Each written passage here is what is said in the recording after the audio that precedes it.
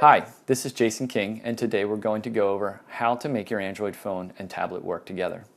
The most straightforward way to make your phone and your tablet work together is to create a Google account. You can use your Gmail account if you already have one.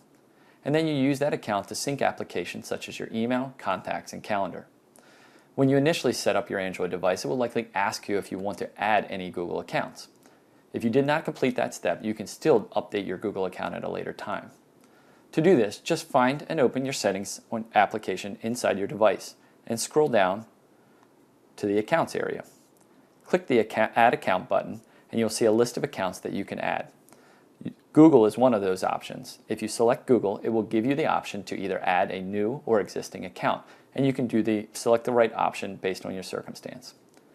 If you already have an account, as soon as your account has been verified, your device will start to import the various information into the appropriate applications on your device. You also have the ability to sync other accounts to your device, such as Dropbox, Facebook, LDAP. Doing this on multiple devices will allow you to share data between the devices, and as you make updates on your phone, they will automatically be synced to your tablet and vice versa. So that's the best way to make your Android phone and tablet work together.